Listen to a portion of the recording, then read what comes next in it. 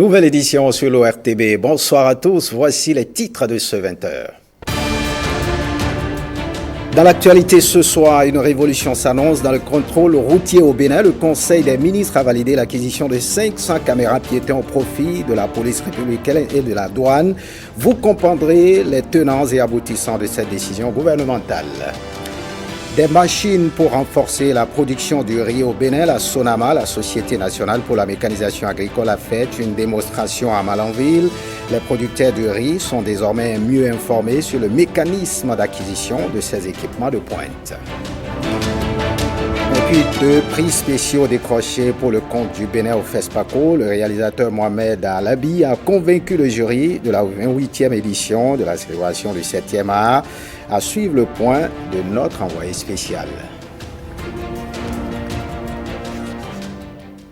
Voilà pour le sommet. Bienvenue si vous nous rejoignez. Voyons ce dispositif qui va permettre d'avoir plus de transparence et de crédibilité dans ce qui se fait sur les voies. En termes de contrôle routier, il y en aura désormais en République du Bénin.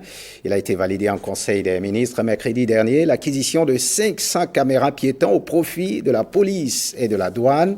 Marcela Rossi nous fait comprendre ici la substance de cette décision. Suivez.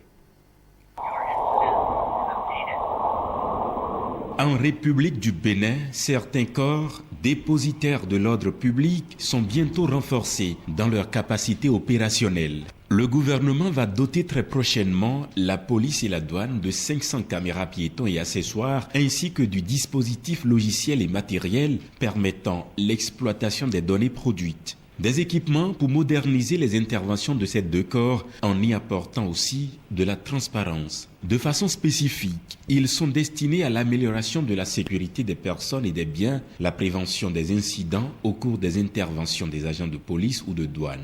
Ils favoriseront également le constat des infractions et la poursuite de leurs auteurs grâce à la collecte de preuves tangibles, de même qu'ils aideront à la lutte contre la corruption et à un meilleur respect de la déontologie dans la police et la douane.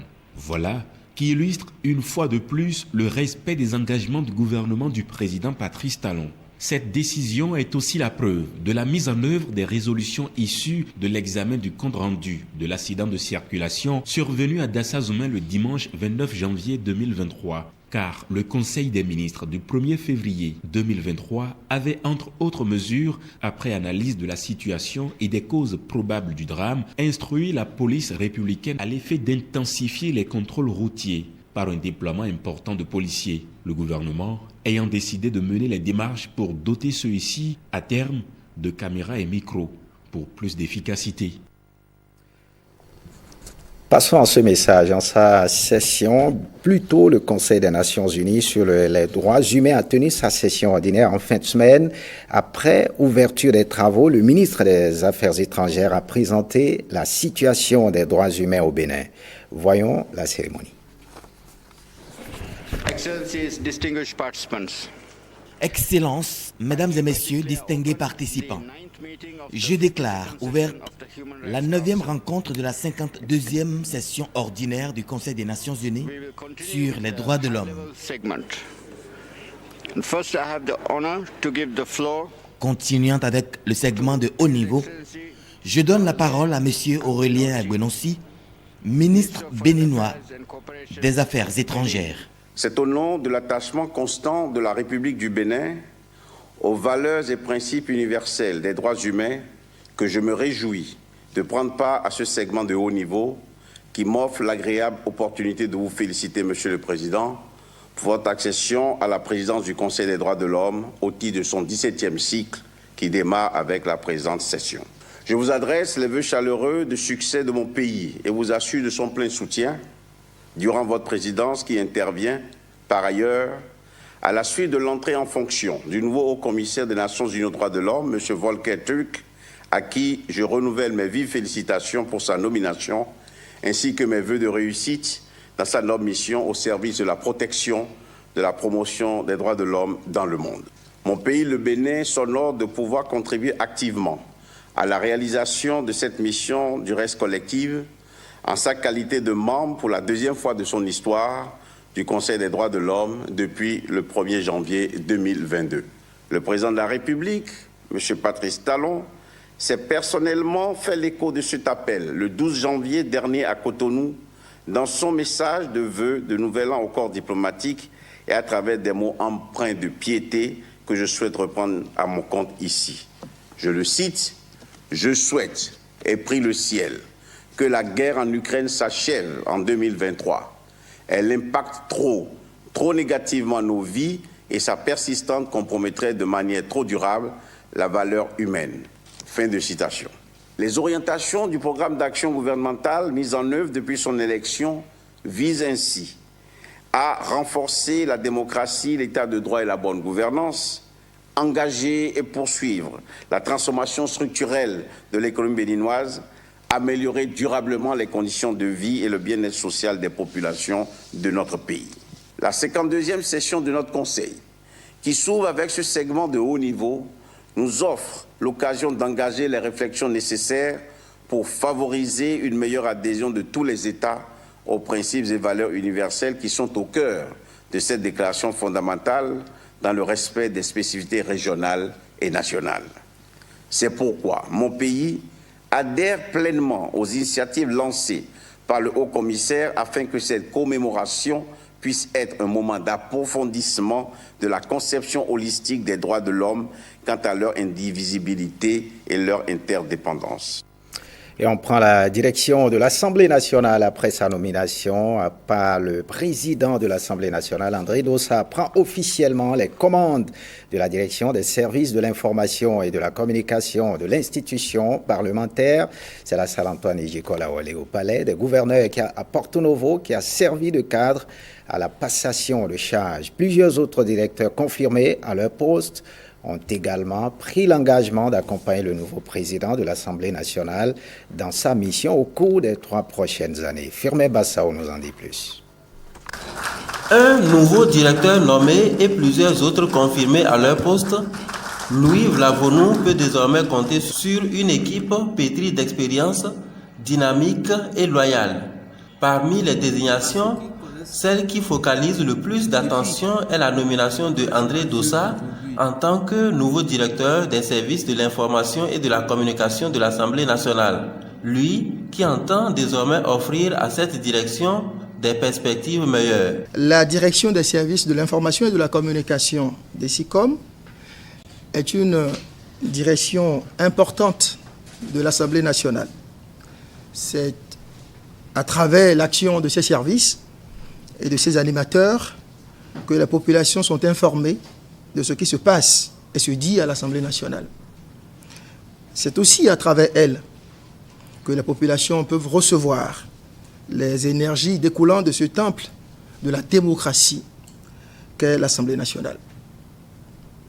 Je m'engage donc à vos côtés à travailler avec abnégation, loyauté et professionnalisme pour, d'une part, accomplir ces missions et d'autre part, offrir à cette direction de meilleures perspectives. À l'exception de Firmin Gangwe qui s'en va, laissant place à André Dossa, tous les autres directeurs sont confirmés à leur poste. Il s'agit de Moukaram Badarou, directeur adjoint de cabinet, James William Baguidi, directeur adjoint des services de l'information et de la communication, de Simplice Serge Kunom, directeur de la questure, de Olusegun Tidjani Serpos, directeur des services législatifs, et de Bienvenue Yahi, également confirmé, directeur de l'UNASEB. Autre actualité ce soir, vous le savez sans doute, le Conseil des ministres a adopté mercredi dernier le plan cadre de coopération des Nations Unies pour le développement durable. Que comprendre de cette décision? Qu'implique-t-elle réellement? Élément de réponse dans ce sujet signé Génial Afodamon Siaboka. Le Conseil des ministres, à l'issue de sa séance ordinaire du 1er mars 2023, a approuvé le plan cadre de coopération des Nations Unies pour le développement durable 2023-2026. Anciennement appelé plan cadre des Nations Unies pour l'aide au développement, Ce document est le principal instrument qui permet au système des Nations Unies de planifier et de mener des activités de développement dans les pays où il opère. Ce document, élaboré d'accords parties, a pour objectif d'accompagner le gouvernement dans la mise en œuvre de l'agenda 2030 des Nations Unies, des priorités nationales déclinées dans le Plan national de développement 2018-2025 et le programme d'action du gouvernement 2021-2026. Il convient de rappeler que l'agenda 2030 des Nations Unies ambitionne, par l'action de la communauté internationale, de faire advenir des populations plus résilientes, en bon état de santé et de nutrition, mieux éduquées, bénéficiant de la protection sociale, vivant en paix, en sécurité, dans un environnement de justice et engagées pour un développement durable, participatif et inclusif. Dans cette perspective, le présent plan cadre s'articule autour des axes stratégiques suivants en lien avec les priorités du gouvernement. Assurer la transformation structurelle de l'économie et la résilience au choc. Garantir la protection sociale et l'accès équitable, inclusif et de qualité aux services sociaux de base. Consolider la démocratie, l'état de droit, la bonne gouvernance et la cohésion sociale. Le plan cadre de coopération des Nations Unies pour le développement durable 2023-2026 coûtera 377 milliards 411 650 000 francs CFA sur la période de référence, dont 148 milliards 500 millions de francs CFA à la charge du Bénin. Et on prend la direction du septentrion du Bénin, précisément à Malanville, où la Société nationale pour la mécanisation agricole présente ses machines de production de riz aux producteurs de Malanville. À la faveur d'une séance de démonstration, 3 appareils ont été présentés aux producteurs rizicoles. Il s'agit du tracteur de 20 chevaux, du motoculteur de 2 chevaux et la riz-piqueuse de riz. L'occasion était aussi pour la Sonama de présenter les conditions d'acquisition de ces équipements aux producteurs. Ikiliru Gunocero et Olviga Mensan nous en parlent dans cet élément. Tracteur de 20 chevaux, motoculteur de 2 chevaux et la repiqueuse de riz en démonstration devant les producteurs du périmètre rizicole 2 de la SOTA. La Société nationale pour la mécanisation agricole, à travers cette opération, veut inciter les producteurs à adopter les équipements agricoles révolutionnaires. Que les producteurs connaissent très peu les équipements adaptés aux zones rizicoles. Et ces équipements qui sont généralement de petite puissance sont méconnus par nos producteurs qui n'en voient pas grand intérêt. C'est d'abord pour ça que la Sonama a initié cette activité, pour montrer aux producteurs qu'il y a des équipements qui sont très efficaces et adaptés à leur environnement et conditions de travail. Cette séance de démonstration a permis aux producteurs rizicoles de voir les 3 machines présentées en activité et d'avoir la juste information concernant leurs caractéristiques, notamment le tracteur de 20 chevaux. C'est un tracteur 10 cylindres qui a une puissance de 20 chevaux, qui peut travailler dans toutes les conditions comme un tracteur de 60, de 90 et de 120 chevaux. C'est le même tracteur, mais qui ne tasse pas du tout le sol. Dans toutes les conditions telles que les producteurs l'ont vu et l'ont apprécié aujourd'hui, peut travailler dans les sols durs, les sols sableux, les sols argileux et même dans les bas-fonds. Dans sa volonté de faire du secteur agricole un secteur dynamique, compétitif, attractif et créateur de richesses, le gouvernement béninois subventionne l'achat de ces machines à hauteur de 50% à travers la Sonama. Ça fait très longtemps que moi, je cherche cette occasion. Et Dieu m'a aidé pour cette fois-ci. C'est un tracteur 20 chevaux, moi j'ai commandé. Parce que au temps des saisons pluvieuses, vraiment je souffre. Rappelons déjà que ces machines, le coût déjà est déjà subventionné par le gouvernement à hauteur de 50%. Donc c'est les 50% là que les producteurs sont censés aller trouver.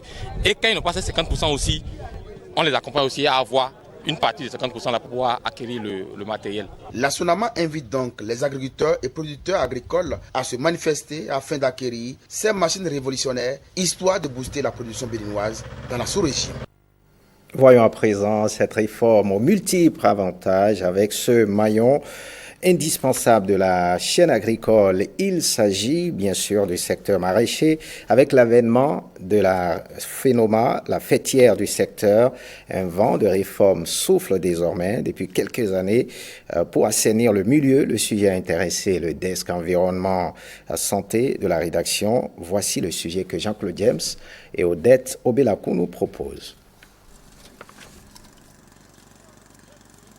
Un simple arrosage de culture, diront certains. Mais l'action nécessite un effort physique. C'est le quotidien des maraîchers engagés dans la professionnalisation. Nous qui sommes des maraîchers, on est fiers d'être maraîchers aujourd'hui parce que le secteur est bien assaini aujourd'hui. Quand vous faites quelque chose, il faut chercher à être professionnel. Et je remercie le gouvernement actuel qui a porté un peu haut notre filière. Parce qu'il fut un moment, le gouvernement a mené le projet, la FIDA, et qui est en train de nous appuyer par le biais de PADMA. À l'origine de cette attention de l'exécutif, les réformes de la FENOMA, Fédération nationale des organisations de maraîchers du Bénin. On a travaillé au règlement de l'autosuffisance alimentaire. Mais depuis 2 ans, nous avons jugé que ce n'était pas suffisant. Il fallait travailler à la professionnalisation des acteurs à la base. C'est ce processus qui a commencé depuis 2 ans, qui vient d'être couronné par la distribution des cartes de membres. Un sésame aux multiples avantages. Aujourd'hui, on est près de 60 000 maraîchers. Il y a des gens qui sont encore derrière, qui ne sont pas encore venus. Donc, je vais dire à ceux-là de vite constituer leur dossier pour que nous les confectionnons, leurs cartes, pour qu'ils puissent bénéficier des avantages dans les jours à venir. Avec cette carte, vous avez la possibilité d'aller aux formations, par exemple. Si le gouvernement a besoin des maraîchers, sans la carte, tu n'auras pas accès aux appels du gouvernement aussi. Il y a aussi le gouvernement qui nous appuie financièrement par le fonds, par la FNDA, Fonds national pour le développement agricole. Et si tu remplis les conditions, les critères, là, tu as du financement pour bien produire. Mais une chose est de produire et l'autre est d'écouler ces produits. Une préoccupation très vite oubliée grâce au programme régional d'intégration des marchés agricoles, PRIMA.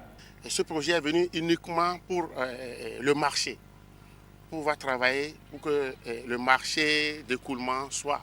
Si nous ne mettons pas en place un dispositif pour capter le maximum de produits chez les paysans, chez les producteurs, chez les transformateurs, assurer maintenant le transfert de ces produits vers les marchés de gros ou de demi-gros, donc les marchés de regroupement, comment vous voulez que le paysan gagne? Comment vous voulez qu'il ait bonne transaction? Pour ces producteurs admiratifs de l'accompagnement du gouvernement, l'accès au site demeure un problème. Nous sommes au cœur de la ville et l'urbanisation fait que de jour en jour, il y a des déguerpissement parce que beaucoup de sites sont les sites privés.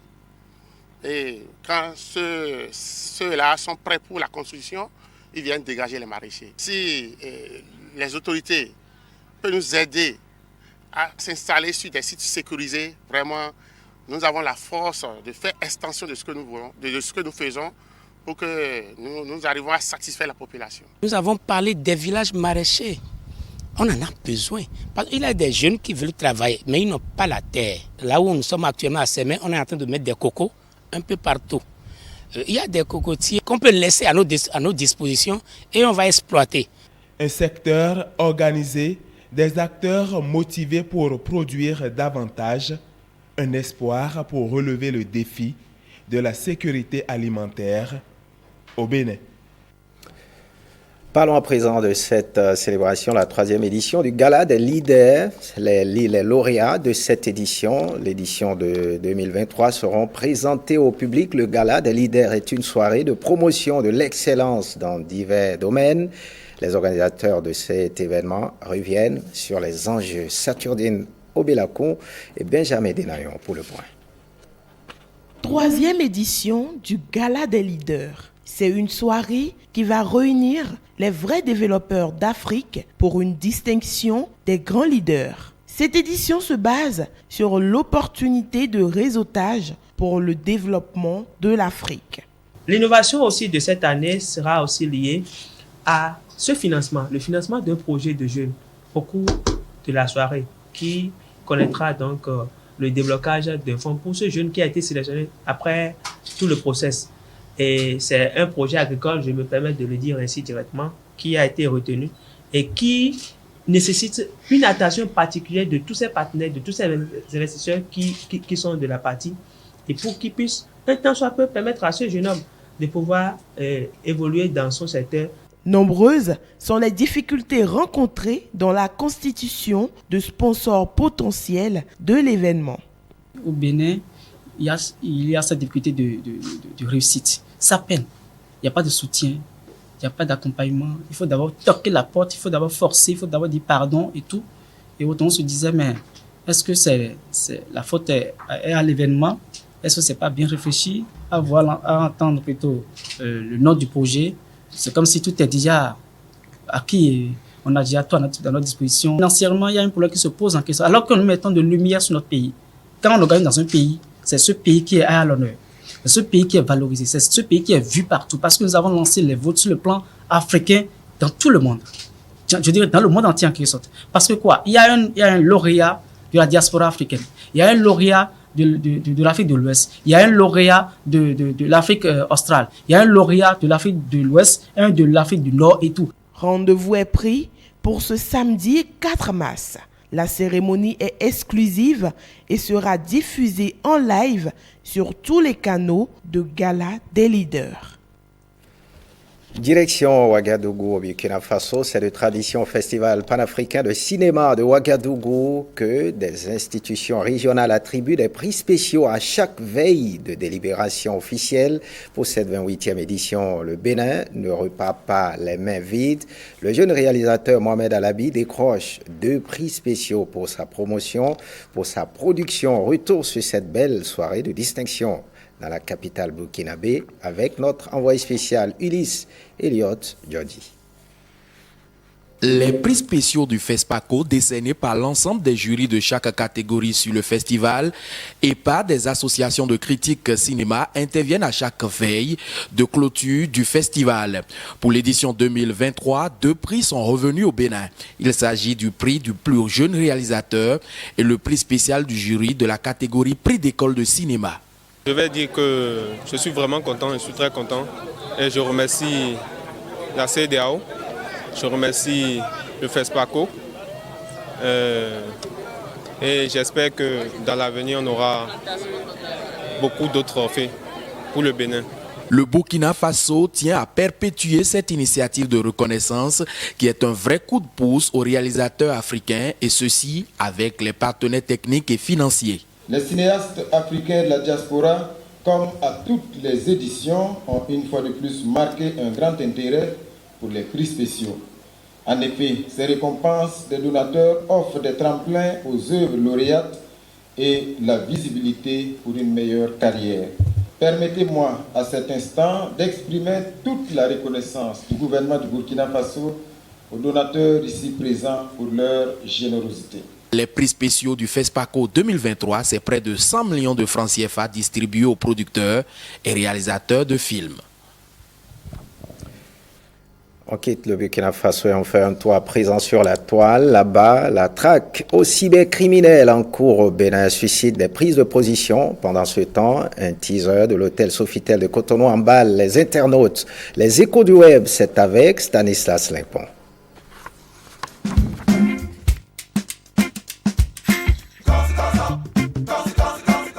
La lutte contre la cybercriminalité enclenchée au Bénin marque sur la toile. Le rappeur Vano Baby plaide dans cette vidéo pour l'allègement de peine et la reconversion des cybercriminels arrêtés. Des déclarations qui ont suscité de vives polémiques. Jamais pour la cybercriminalité et rien ne pourra justifier cela. Après tout, les peines sont prévues par la loi et il faut respecter la loi. Soutenu par certains fans, critiqué par d'autres, Vano Baby revient à la charge et clarifie sa position. Je ne suis pas pour la cybercriminalité et je ne serai jamais pour. Créons des ateliers d'apprentissage dignes du nom dans nos prisons pour permettre aux jeunes de sortir de là avec des diplômes. Des Béninois qui partagent l'opinion de l'artiste estiment que le sous-emploi des jeunes serait à la base du développement du fléau. Mais pour d'autres, la quête du gain facile est la principale cause. Les gars veulent gagner gros sans rien faire. Même s'il y avait de l'emploi, les chercheurs de facilité ne manqueraient jamais. Dans le même temps, une question toujours relative aux cybercriminels préoccupe. Doit-on publier ou non les identités des cybercriminels reconnus comme tels par la justice?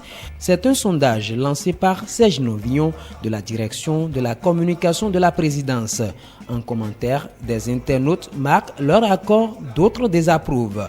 En lieu et place de la publication de leurs identités, des Béninois suggèrent la création d'une base de données des cybercriminels en vue de valoriser leurs compétences informatiques. Un vrai gaiman arrêté doit passer devant la justice, répondre de ses actes et en même temps prêter serment pour servir le gouvernement en échange de ses connaissances. C'est une compétence, un talent qui peut servir demain. Loin de la traque aux cybercriminels, ce teaser de Sofitel de Cotonou fait sensation. Cette vidéo qui montre les différents compartiments de l'hôtel en cours de finition a emballé les internautes. Ceux-ci vantent la destination Bénin.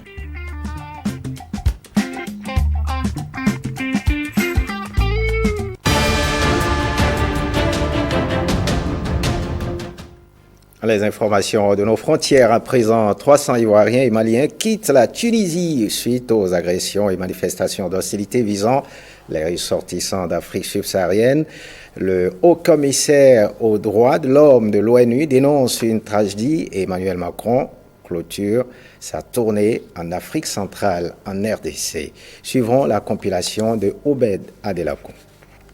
Près de 300 Ivoiriens et Maliens ont été rapatriés ce samedi. Il s'agit des premiers vols de rapatriement en Côte d'Ivoire et au Mali depuis le discours du président tunisien qui avait annoncé des mesures urgentes contre l'immigration clandestine. Dans ce discours qualifié de raciste par des ONG, il avait affirmé que leur présence en Tunisie était source de violences, de crimes et d'actes inacceptables.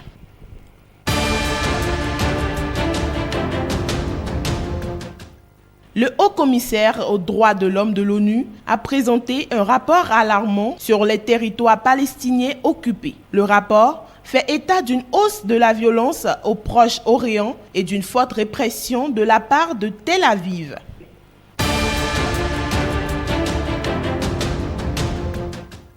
Emmanuel Macron en visite en RDC. C'est la dernière étape de sa tournée africaine où ses efforts de paix dans l'est du pays face à la rébellion du M23 sont contestés. Il a retrouvé son homologue congolais Félix Tshisekedi au Palais de la Nation pour un entretien suivi d'une conférence de presse commune.